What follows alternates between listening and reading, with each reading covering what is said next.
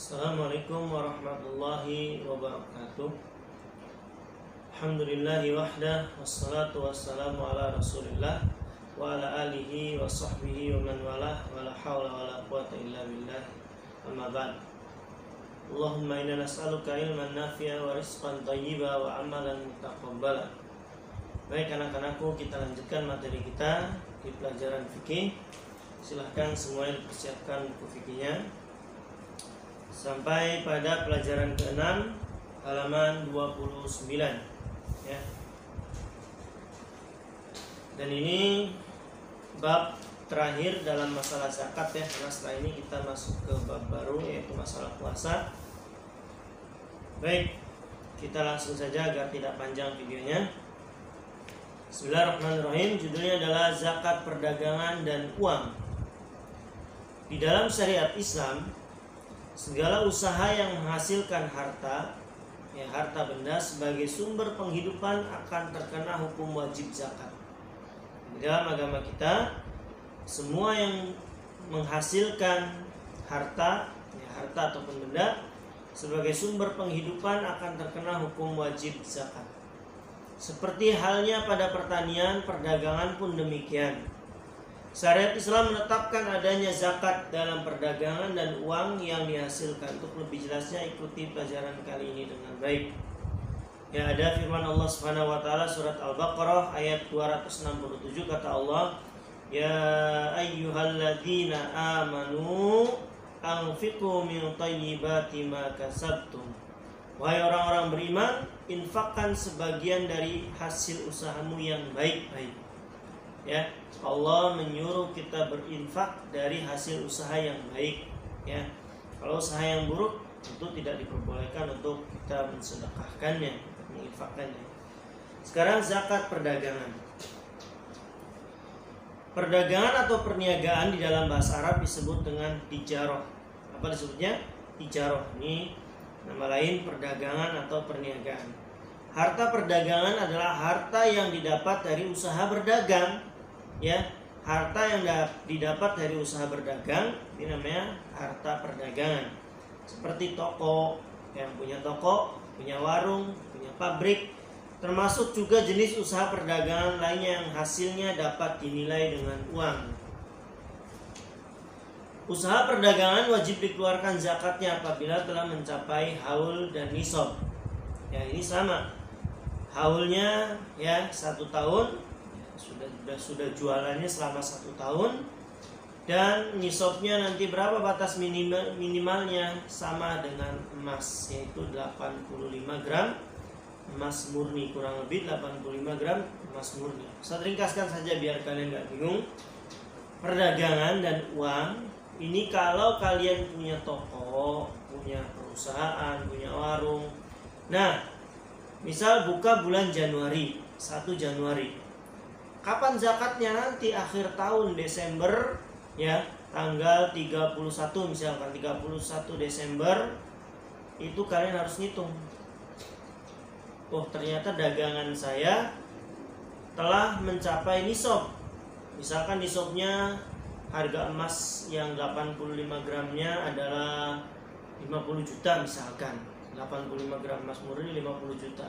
Sedangkan dagangannya 51 juta kalau di total nilainya ya, maka sudah wajib zakat. Kenapa? Karena batas minimalnya nisabnya dia sudah mencapai ya, dan sudah mencapai haul pula, yaitu sudah 1 tahun. Tadi bukanya Januari, terus dihitungnya bulan apa? Desember. Itu ringkasnya seperti itu ya. Di bawahnya itu contoh-contoh saya. Berapa zakatnya? Zakatnya nggak besar, cuma 2,5%. Sedikit sekali. Zakatnya cuma 2,5%. Ini zakatnya.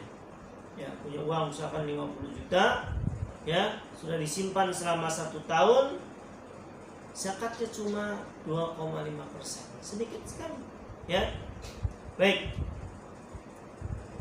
Zakat uang pun sama di sini di halaman 31. Ya, zakat uang pun sama. Uang termasuk harta baik yang berupa kertas maupun logam. Uangnya bisa kertas, bisa logam, dalam mata uang nasional maupun mata uang asing, ya dolar atau yang lainnya. Setiap muslim yang memiliki kekayaan berupa uang wajib membayar zakatnya jika telah mencapai nisab dan haul. Zakat uang ini termasuk ke dalam zakat harta atau zakat mal, ya. Haul untuk uang 1 tahun sama, ya, disimpannya uangnya sudah 1 tahun, disimpan di lemari sudah 1 tahun, atau disimpan di bank sudah 1 tahun misalkan. Adapun nisabnya seharga 85 gram emas, sama tadi. Dengan demikian apabila seorang, ini contoh ya, jadi uangnya sudah setara dengan 85 gram emas, tergantung emasnya 1 gramnya berapa emas murni. Ya, misalkan harga emas murni 1 juta, ya kalikan saja dengan 85, berarti 85 juta. Nah, 85 juta ini sudah disimpan selama 1 tahun, maka wajib zakat. Zakatnya berapa tadi? 2,5%. Gampang insya Allah hitungnya. Baik. Hikmah zakat sekarang terakhir. Apa itu hikmah zakat? Atau apa sih hikmahnya zakat untuk semuanya? Zakat mempunyai banyak hikmah dan memberikan segudang manfaat, baik untuk muzaki. Siapa itu muzaki? Muzaki itu orang yang memberi zakat. Atau mustahik. Siapa itu mustahik? Orang yang menerima zakat, maupun masyarakat umumnya. Bagi para muzaki, menunaikan zakat merupakan salah satu bentuk syukur atas nikmat harta yang dianugerahkan Allah kepada mereka. Zakat juga akan membersihkan hati dari sifat kikir dan menggantinya dengan sifat-sifat yang mulia, ya. Ini bagi muzaki, bagi orang kayanya, yang kaya ngasih zakat. Ini manfaatnya mensucikan hartanya, mensucikan hatinya, dan menghilangkan sifat-sifat kikir, pelit, ya.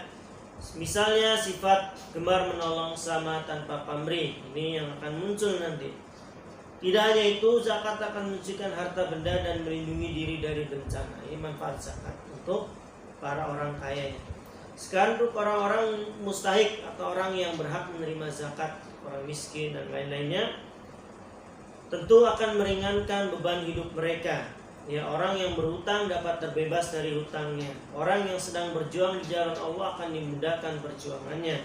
Orang yang kehabisan bekal di perjalanan akan dapat melanjutkan perjalanannya.